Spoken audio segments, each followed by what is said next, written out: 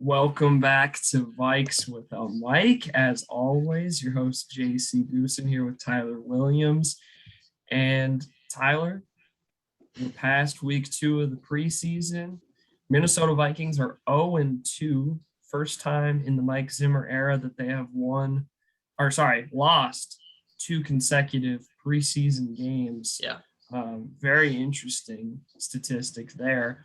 But only one more left, and it's on Friday, so it's coming up quick against Kansas City Chiefs in Kansas City. We won't be seeing another home game at US Bank Stadium until the 26th of next month, which is crazy. Wow. That's over a month away. But let's just dive right into it, man. I mean, I think we got to start. Well, I guess you want to start with bad news, or you want to start with the good news? I was probably bad because, get the negative out of the way. Yeah. On a positive note. Let's start on the offensive side of the ball then. How about that? Okay. So, the offense obviously started with Kirk Cousins out there. We didn't have any Dalvin Cook. We didn't have any Justin Jefferson. Adam Thielen came in for a single play, got a thigh bruise, walked off gingerly. Madison came in for a single play, got hurt on that one, didn't come back. So yeah, overall, it was super disappointing. But before we get into everything, I just want to make sure I put that out there, because I feel like if I don't put that out there, people are going to think, this is scarier than it really is. Yeah, more panic mode again from last Right, exactly, more panic mode. And that's not necessarily the case, I don't think. No. I don't think we're even close to the panic mode yet. Now, the one thing I will say that I'm a little worried about when it comes to the play calling and the play of our quarterbacks is the lack of explosiveness. I understand that it's hard for these guys to find a rhythm, especially when Kirk's out there playing with guys that are, heck, even third stringers, not even second stringers, third string, fourth string guys for wide receiver. But I mean, there's just no urgency, it seems like. Yeah, they came out and they had that no huddle to begin, and they looked kind of good to start, but he didn't really do much. He didn't throw any interceptions. He didn't turn the ball over. He took a sack, I think, and that was arguably not even his fault at the time. But I just want to see more urgency. I want to see more shots down the field. Tell me what you're seeing from the offense. I feel like I get what you're trying to say. Kirk kind of played scared. It was just like him just out there throwing his checkdowns, not really taking shots. There was no risks. There was nothing. He just played very scared, I thought. I didn't really see much out of him. I mean, you want to get him out there. He's constantly making that face,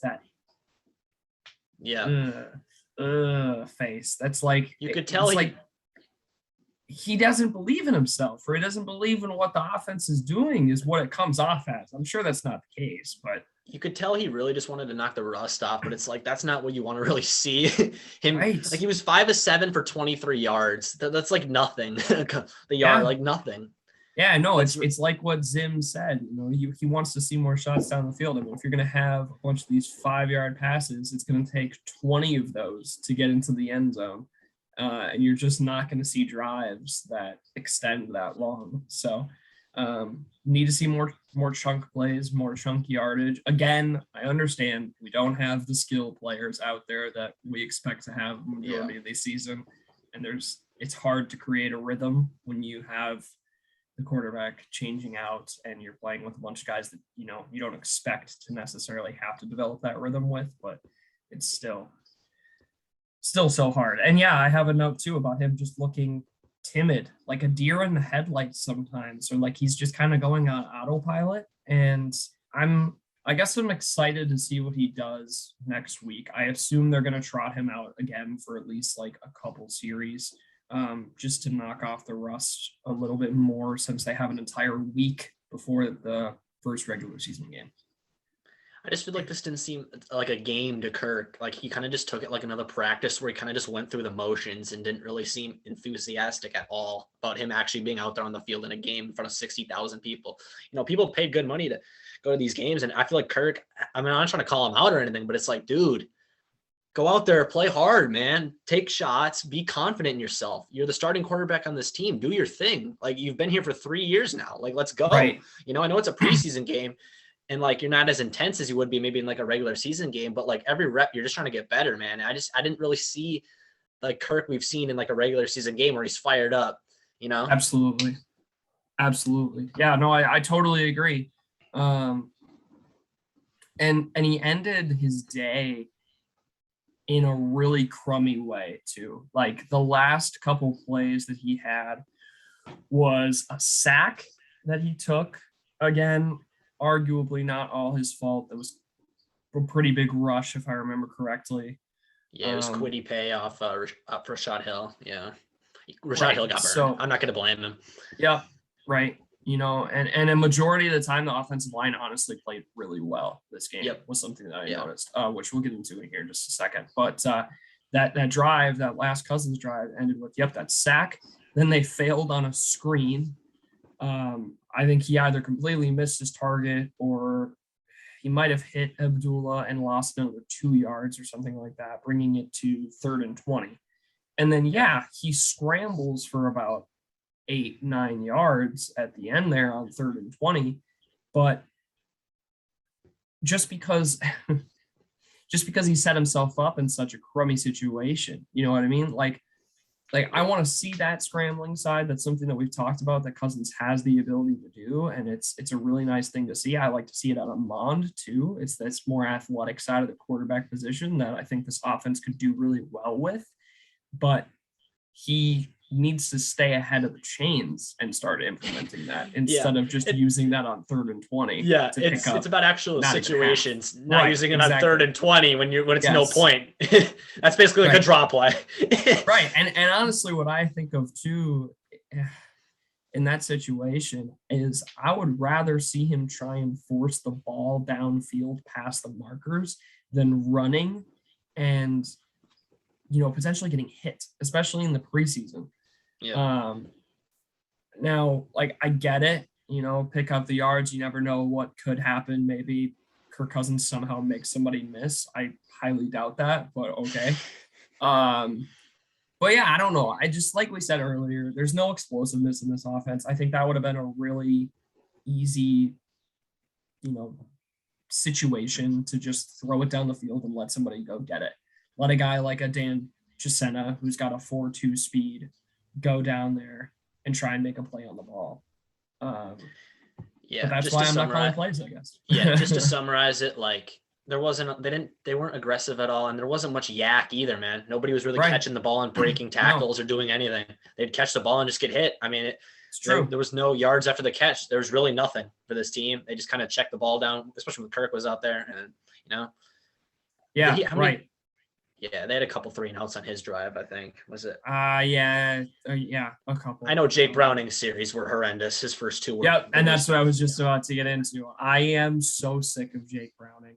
He is absolutely not rosterable, in my opinion. And here's kind of now where I want to get into the offensive line as well, like right alongside when we're talking about Jake Browning, because the offensive line played better in this game than I have seen in purple in years. It feels like there were real pockets. There was time to read the defense. But when you have a guy like Jake Browning who goes out there and legit looks like he has no idea what's going on 90% of the time, and that 10% is probably not even him knowing what's going on. It's a receiver breaking out of what their normal route is to just find a spot in the zone and sit there so that he can make an easy pass. It just is so sad to me. I mean, he is not rosterable. You cannot keep Jake Browning on this roster, in my opinion. He's definitely not a backup caliber guy. If you don't feel like Kellen Mond is ready, which I personally next game want to see Kellen Mond start with the 2s. Like, if they're going to have Kirk Cousins go out there, that's great. Have him out there for a series or 2, but then keep Kellen in as long as humanly possible, because you can get rid of Jake Browning. You can get rid of Nate Stanley, who's been dealing with injury issues. You can get rid of both those guys. Gets you closer to your 53-man mark. And if you don't feel good about Kellen Mond, you at least know you're going to roster him. So go out and sign a guy that some other team lets go of, that you feel has actually earned a spot on an NFL roster and can understand how to read a basic NFL defense. Yeah, what I noticed with Jake was it was just like panic mode. Or he would have really good protection, and then like the pocket would collapse because he was holding onto the ball way too long, and then he would step up right into the pressure. He would step up right into the guy. Like I don't get what was that all about. He wouldn't scramble either, and when he did, he would set his feet and try to throw the ball, and he'd miss his target every single time. I remember it was like would have been like a third down. Somebody's going on a crossing route, and he tried to throw it. He missed like the target by so much. He even set his 100%. Feet and had time to make the throw. And I'm like, what am I watching right now? What is this? It's just. I don't even know, like people are trying to hype him up about that practice at TCO, but it's like these are in the games he's playing the preseason, he's looked horrendous. It's just been terrible. Right. Yeah. It doesn't matter what you look like in those controlled practice situations. Exactly. You have to be able to transfer that onto the field in the game time situations. So, yeah, just again, unrosterable in my opinion. Get rid of Jake Browning. Heck, I don't even. Whatever. I don't want to see him. I know I'm going to see him in the third preseason game, but I don't want to see him. I would rather see them honestly bring in another QB right now and force him to swallow the playbook in these couple of days than see Jake Browning go out there again. I had to laugh, by the way, because the Chad Beebe hate until he truly proves for a consistent streak that he belongs in the NFL will continue on this show. I love the Minnesota Vikings, but I just don't think that Chad Beebe is worth a roster spot. But I think that it's hilarious that he was the one bright spot that Browning had during this game. Kind of towards the end of his series. Yeah, right, exactly. And that's how it ended. Like he made two really nice plays, and then he just kept looking for BB. Like no matter what the coverage only was, BB threw to BB, and he couldn't get it done, and it ended up stalling out. So I just thought that was absolutely hilarious and worth being mentioned. The one other thing that I will say alongside with the offensive line that looked good to me, I liked what KJ was doing, and I liked what ISM was doing. I think both of those guys were getting open. I just don't think that they were being found by the quarterbacks that were in and under center. So I personally want to see KJ at that wide receiver 3 spot if DD is still unable to play out of the gate. I just think that there's a lot of potential there with KJ, and I also love what ISM is doing on special teams. And if he can, transfer that to the offense and bring explosive plays to the offense, then that's freaking amazing. I'd love to see it. Yeah, I loved what ISM did on the special teams with that return he had. I think he had 41 returns. 41-yard. And it was literally like our longest combined all last season. Where was this last season? He literally beat that in one of our preseason games, in literally his second career game. But I like what KJ did as well. He got open too, you could tell. I think he played a lot better than he did in preseason week 1. Absolutely. He was getting open. I just don't think the throws were really there. WAP had a catch at least today. I mean, in week 2, didn't drop a touchdown, but oh God, man. Yeah, man, I hate to say it, but I don't think WAP's going to make this final 53-man roster. I know. We'll see. We'll see. We'll see when we come out with our preseason bye-week show. We'll probably have a 53-man roster show and give our thoughts on who's going to make the 53, but I don't think I'm going to have WAP in my 53-man. I'm sorry to say it, T. I know. Practice squad. Come on, man. Yeah, practice squad. There you go. Practice squad. 10 spots there. And going back to the Kellen Mond thing, because that's the last notes that I have on Browning. Yep. After that, he was pulled. And again, cannot stress this enough. Unrosterable. Don't want to see him in purple this year. Get him off the team. There is a massive drop off between the second offensive line and the third offensive line. Now that's not a huge deal, right? Because some of those offensive line players that are your third string guys aren't even going to make the team. Normally, you don't have a huge amount of depth on the offensive line when it comes down to the 53-man roster, so that's not a big deal. But it goes back to what we were talking about with Kellen Mond, right? How Kellen Mond is coming out there after Jake Browning. He's playing with mostly 3s instead of these 2s. And I think that that's really hurting his development in the game because he's dealing with a lot of pressure that if he was playing with those twos, he wouldn't be seeing. And there might be a lot of people hearing that and saying, well, it's good for him to learn how to deal with pressure at an NFL level and all that kind of stuff. Well, yeah, definitely. It's good to learn how to deal with pressure at an NFL level, but he's getting a 1.5 to 2 seconds to make his decisions on average, whereas Kirk and Jake are getting like 3.5 to 4. Now, that's a drastic difference. Yeah. And when you don't have, the same talent at the skill positions either, Mond is going to naturally look pretty crummy. So I would really like to see him play with the twos again. I want to see him go out there and make some plays. I want to see him throw the ball downfield. The one time that he really did, it was at like the end of the third quarter, I want to say. Yeah, he connected with somebody and there was a holding. ISM, yeah. It was Amir Smith-Marset, and there was a holding call, and it was a very questionable holding call, by the way, on our third string center. But that's the kind of stuff that I want to see more of. Like, he's obviously able to do it. So let him go out there and do it with a little bit more talent around him. So you can get a better, idea of what he brings to the team, in my opinion. Yeah, Mon definitely has the arm strength. I mean, he showed it last game. The accuracy obviously needs to improve. But the thing I didn't like was I feel like the play calling does not fit Kellen Mond's game at all. Clint just threw him out in I form pretty much like every play. And that's not what he ran in college. He ran mostly pistol and out of the shotgun. And it's like, that's why he struggled, because he's never really ran this. So, and he played 4 years at Texas A&M. So it's like, you're not putting Kellen Mond in the best situation possible. And that's also putting more pressure on him to make him look bad, I feel like. Also playing with the threes. So that didn't help him out either. And I thought the play calling was terrible with him in, to be honest with you.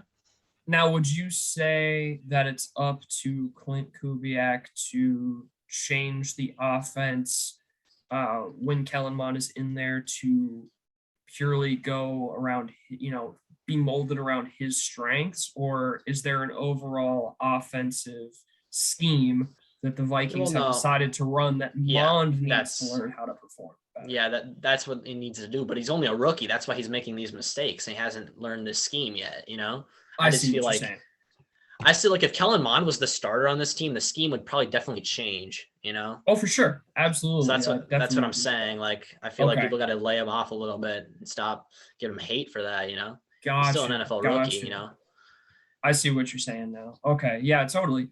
Yeah. I mean, I think it's a healthy dose of both, those explanations for sure. I think that Mond still, though, has made it now to the NFL level and needs to understand that he's not going to be in a college offense. He's got to learn how to use these different schemes, because you look at a guy like a Dalvin Cook, who's arguably the center of our offense, right? He should be the focus point or the focal point. So that's true. You have to also learn how to play to his strengths, because he's the guy who's proved himself. So, and that's not even, talking about the wide receivers as well. Who's to say that Thielen and Jefferson don't, do better in certain positions on the field that maybe don't line up as well with the style that Kellen is most used to? Because I think he's used to a lot of different schemes. You have to be at the NFL level. So, but yeah, I mean, just overall, it was kind of tough to watch this offense. They only got 3 points, I believe, in the second half. They still have yet to get an entire touchdown in this preseason. So that's rough. But I truly expect Friday to be much better. I don't think that it's time to hit the panic button yet. I think that we're closer than we were last week to hitting the panic button for sure. But again, practically all of our big time skill players did not play meaningful snaps during this game. And those that did were on defense, which we will switch over to now, because the defense was on point.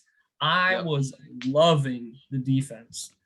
And that was without Barr playing a snap. He's probably not even going to be ready by week 1, apparently, due to an injury that we do not know what is yet. Hunter was also not out there on the defensive side of the ball to start the game. Trying to think who else. Oh, the boy that we just signed, number 58, but gonna be 97, I'm sure, by the time the regular season rolls around. Everson Griffin back with the Minnesota Vikings. So we'll take a second here and pause. How are you feeling about Everson Griffin signing back with the Vikings for? I have yet to see the contract details. I believe it's only a year, but yeah, but I love it.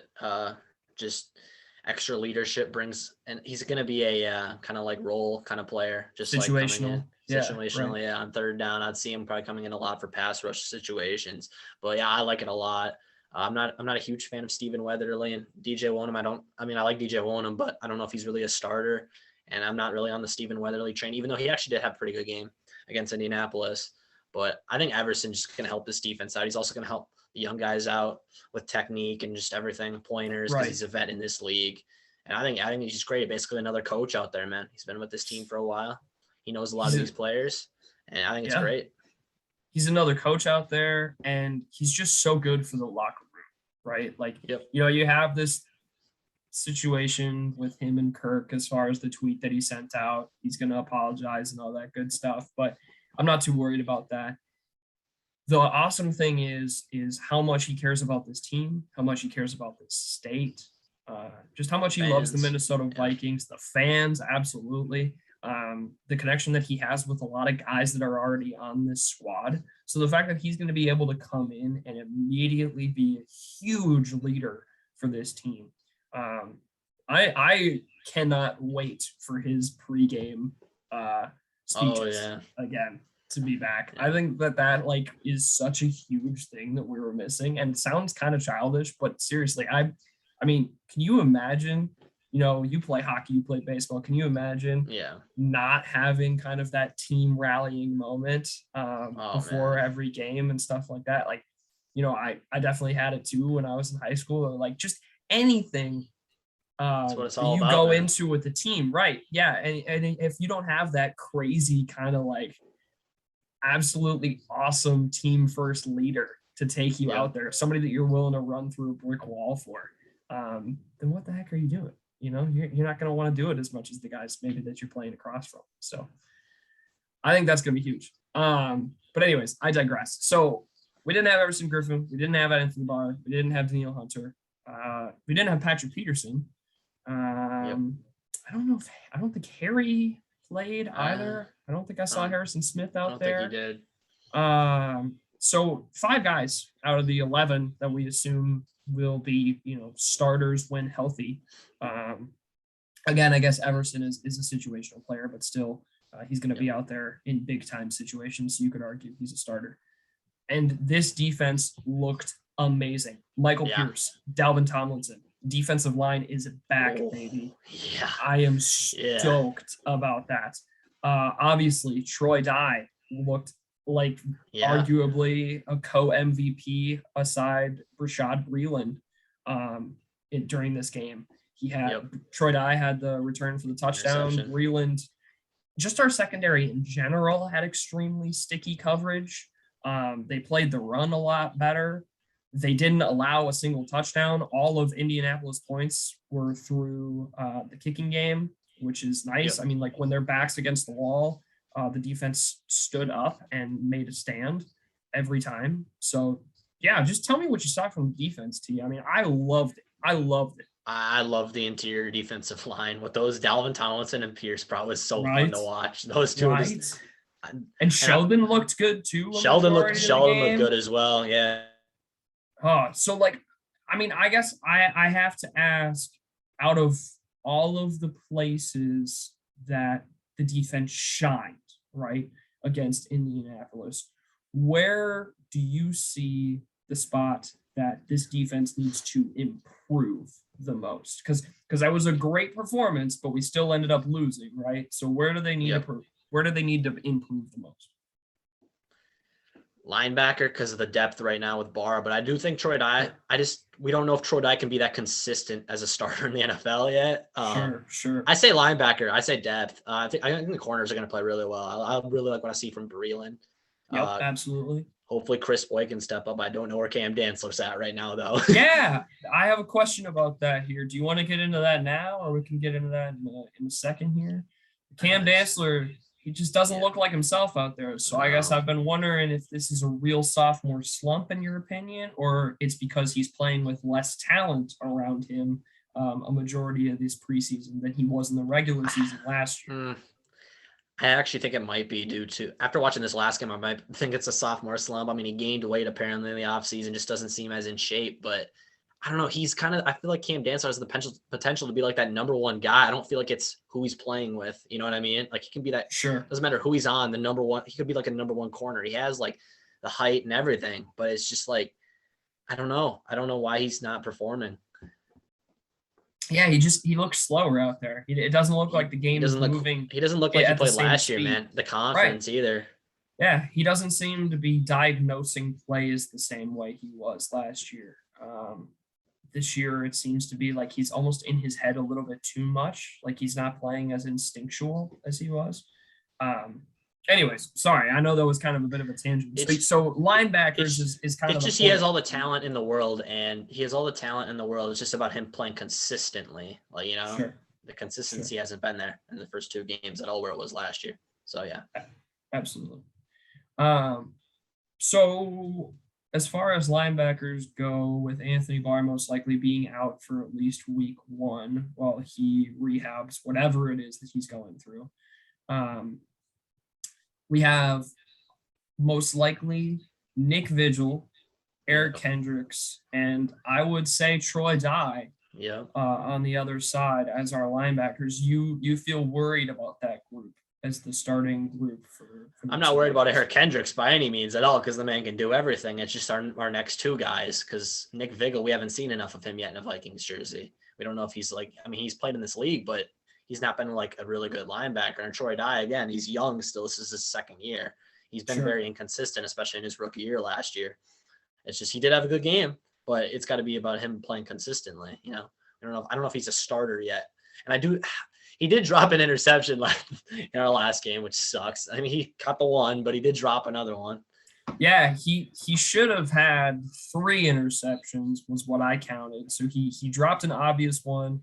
And there were another couple pass breakups that he had where if he played the ball just a little bit faster, or maybe if he knocks it up in the air instead of batting it down, he might actually come up with those. So he played really well. I know that in his press conference, he said that he missed a couple plays. I know that Chaz Surratt said that he missed a couple plays too. He's a guy that I'm really interested in. And has been playing at a fairly high level for his situation, you know, coming out of college, being a quarterback, switched to linebacker, and then drafted as linebacker in the NFL. But yeah, overall, you know, I have to kind of disagree, I think, with you as far as the linebackers being the biggest worry on this defense. I would say that the safety position is the biggest worry on this defense, because you have Harrison Smith, who is the best safety in the entire league. And then you have Xavier Woods, who's, I would say, above average at the worst, and should thrive really well in this scheme now that he's playing with a bunch of other good defensive players. And then after that, you just have a complete drop in talent. So there is zero depth at the safety position. Cameron Bynum does not look very good. He's constantly making what looks like boneheaded mistakes. And yeah, Josh Metellus is probably a name that most Vikings fans haven't heard, which some would argue is, you know, a good thing when you're playing on defense, especially as a second string. But he's not coming up big. He's not making any plays. He's not making any pass breakups. He's just kind of out there, just occupying space.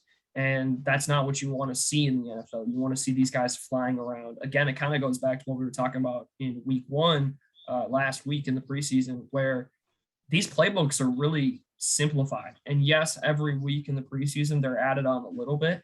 But throughout a majority of this, they stay simplified so that these guys can just go out, fly around, and try and make some plays and really impress the coaches with their natural athletic ability. And I'm just not seeing that from any of our backup safeties at this point. So yeah. I think our safeties are fine right now with if some of these guys get injured at the safety position, we're screwed. And I agree. But I feel like right now, what the roster is looking like, I think we're good with safety. If somebody gets hurt though, we might be screwed. Linebacker right now is a little sketchy, I feel, at the moment, but we'll have to wait till the season, progresses. So I guess just to have a little bit of fun here, since we get started on this conversation, if there is an injury at the safety position, which knock on wood, there isn't, would you like to see, since it seems like our corner room is so deep, would you like to see one of those guys potentially try and shift and play more of a safety type role? Just since a majority of those guys at least have, a year, if not two, when talking about our backups under their belt. Honestly, probably, because I don't want to see Cam Bynum be back there in a regular season game. Sure. So, yeah, honestly, that's better than Cam Bynum being there. I'm sorry, Cam, but. And what if it was a guy like a Chaz Surratt or something like that? Oh, God. Step in there. No. Wouldn't like that? No. All right. Interesting. Just wondering. Just throwing that out there. Want us to get a feel. So yeah, overall, I really liked what the defense did.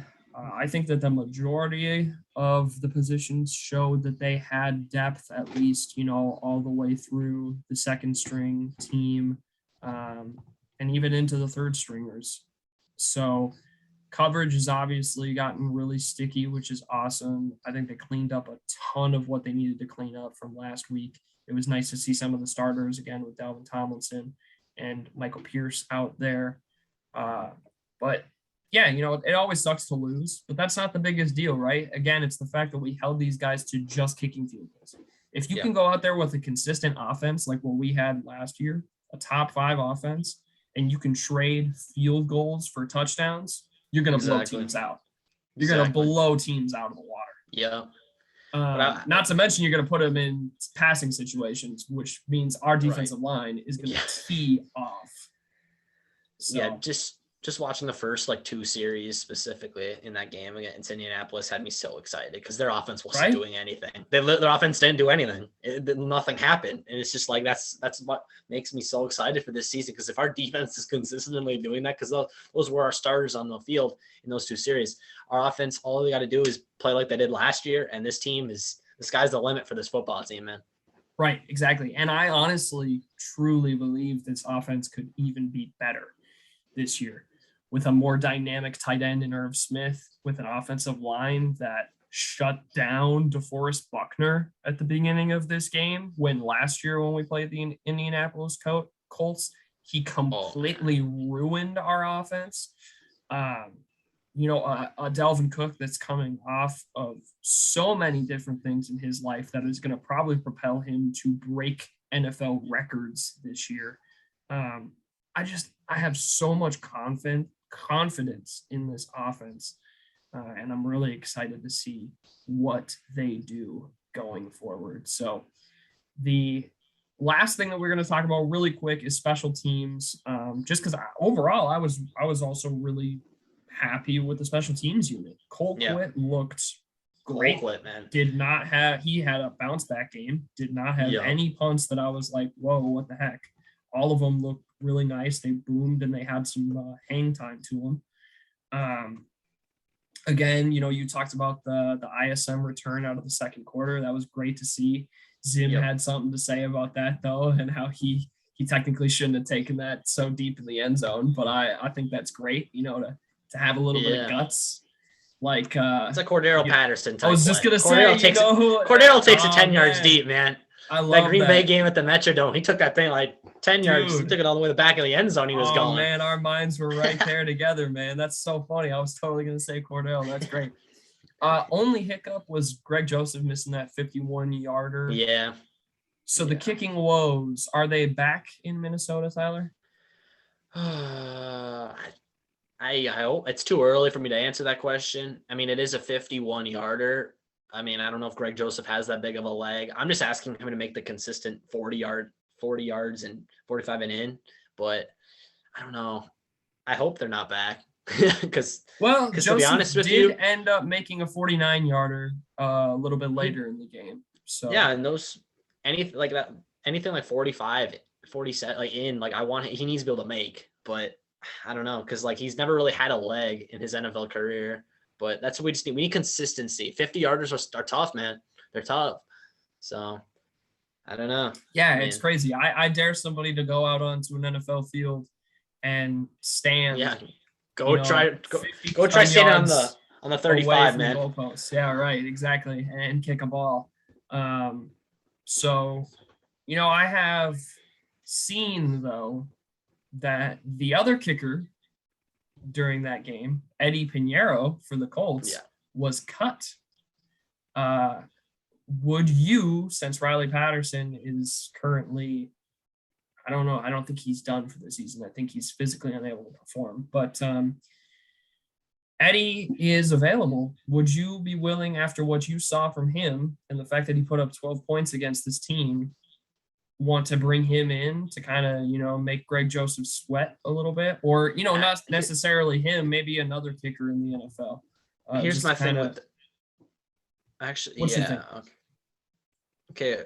Blankenship he knocked, I think, one down, or he had an extra point and a field goal. But I mean, that guy's a different breed. Rodrigo Blankenship's the GOAT. I mean, that dude's he's an animal. He's great. But Eddie Pinheiro, I don't know. I think Ryan Santoso would be a better option for a trade, maybe. I mean, interesting. Leg.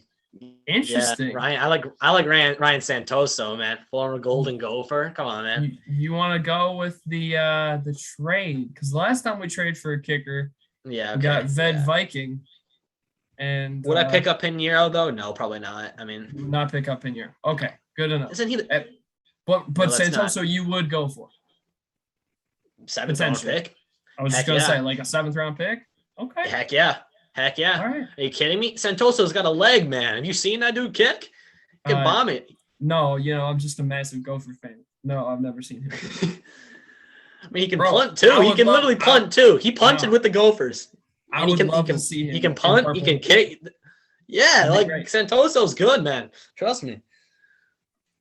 No, that'd be great. A 7th round pick. Rick's not going to give up a 7th rounder, but I would in a heartbeat.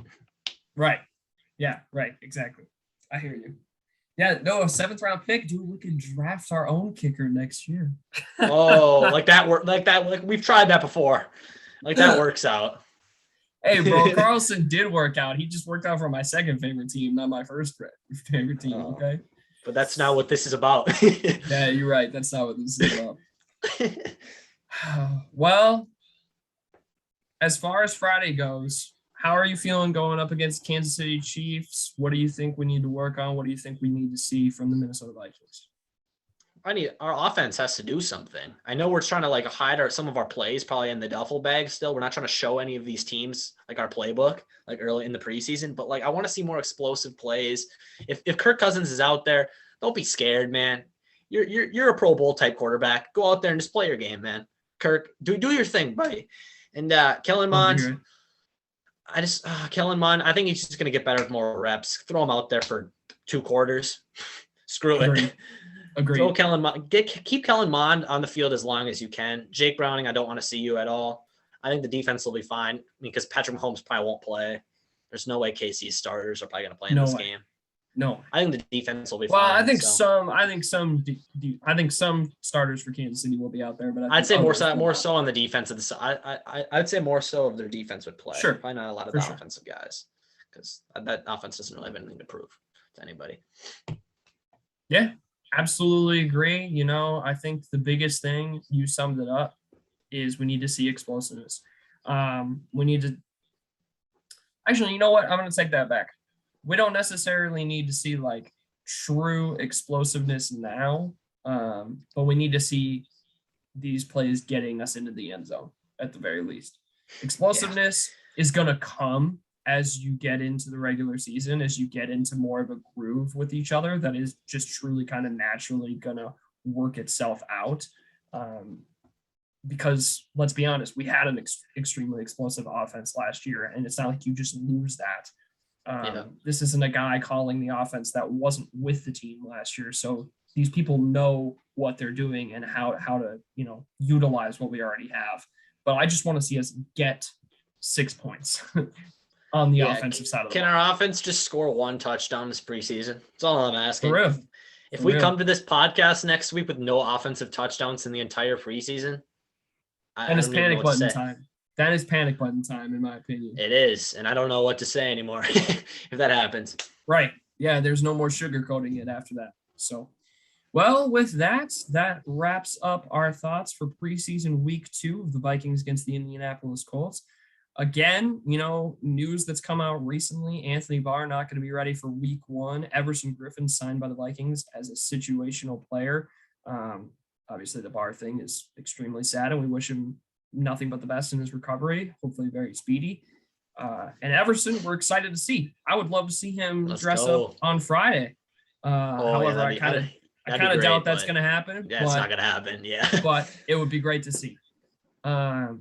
With that, we are going to go ahead and finish off this episode. So thank you all for listening very much. Make sure to support the podcast in any way, shape, or form that you can. Make sure to check out all our previous episodes. They're archived on our website at vikeswithunlike.com. Check us out on YouTube, all that good stuff.